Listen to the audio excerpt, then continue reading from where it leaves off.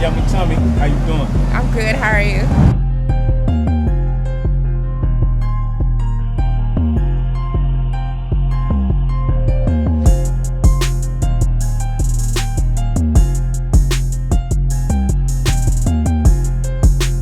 Things good. Want to know how long have you been in business and why did you start your business? I've been in business professionally with the truck about 3 years, but altogether, like table and tent and out the house, maybe about 8 years. I was doing it part time because I had a corporate job. Then when the pandemic came, that's when I went full time.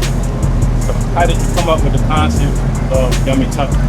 I don't want to say that I came up with the concept. I think the concept came up with me. You. Correct. Because I was always cooking. I've always been interested in food and everything.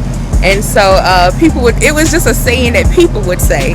And so I just took what they would say, oh, this food is yummy, good for my tummy, and then I'll just slap my name on it. But the slogan, you'll have one happy belly, I came up with that because of everyone was saying the food was so good and made them happy when they got it. How long have you been in business and how long have you wanted to start your own business? Starting my own business, that's embedded in me. I've always I don't want to use the hustle, but I've always been selling candy at school or braiding hair, being a tutor. I've always had my own business. Even when I was working for someone else, I've always had my own extra money. So it just came natural to food and actually making it a big business. Where is it that your business is located? We're located in Marion, South Carolina. I actually have a restaurant there, but the food truck keeps me so busy that I had to shut down the restaurant and just make it a commissary kitchen. So I actually have commissary kitchen space available. You can inbox me about that or email me.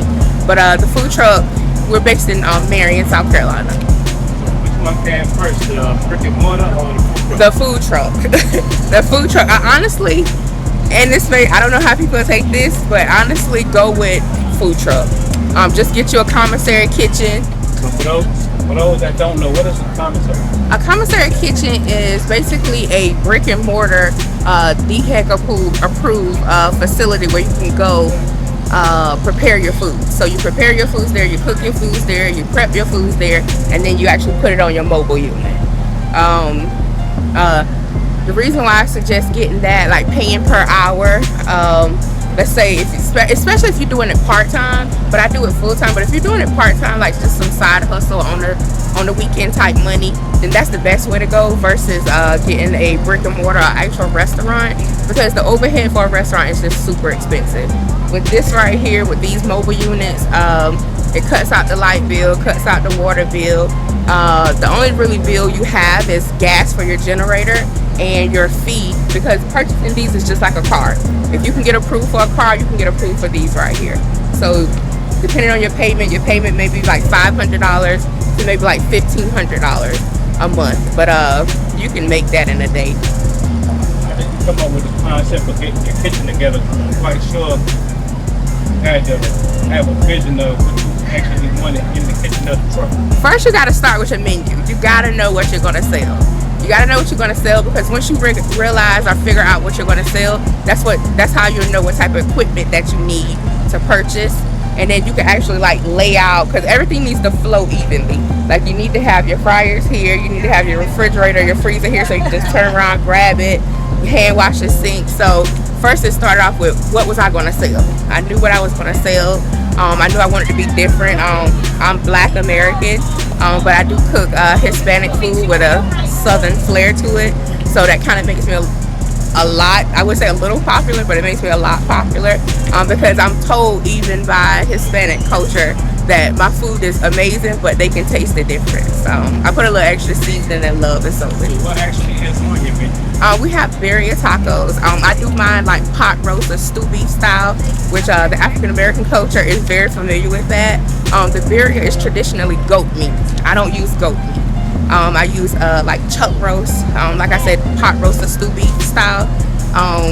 crock pot or in the oven, cook it like that. And then I take that au jus or that gravy, that broth in the pot, and I thicken it up and I spice it. I also have a chicken version for my customers that don't eat red meat.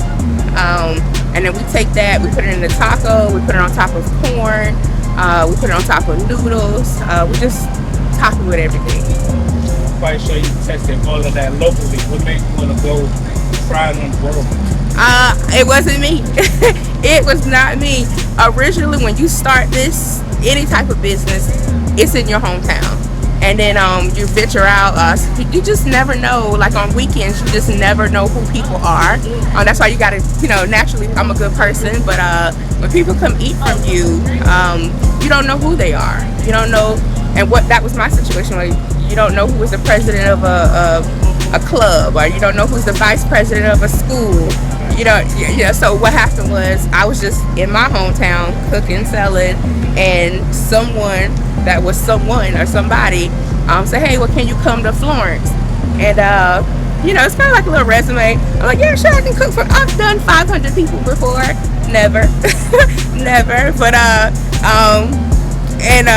so that's what it was. I did a block party. It was called Florence After 5, and that was the very first event that I did. And from there, it's just different people come from different ways. And so I got booked. It was from Florence and Darlington, Hartsville.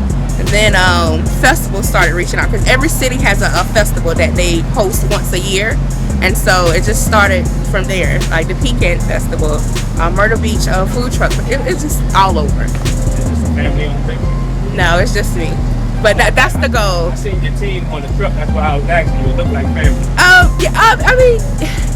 Yeah, a little bit, but you know how that go. You know how family business sometimes don't always.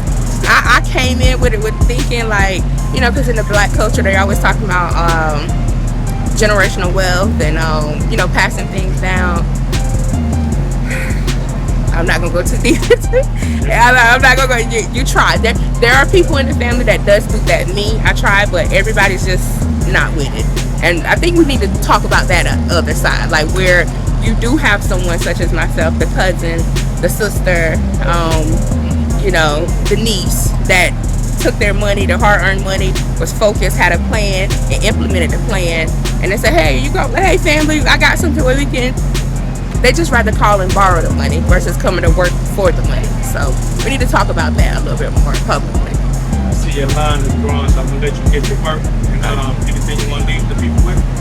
Just come on out, follow me on my social media page. I only have one, which is Facebook. Facebook is very popular for me. I don't really have to register for all the other Instagram, Snapchat, because my customers do it for me.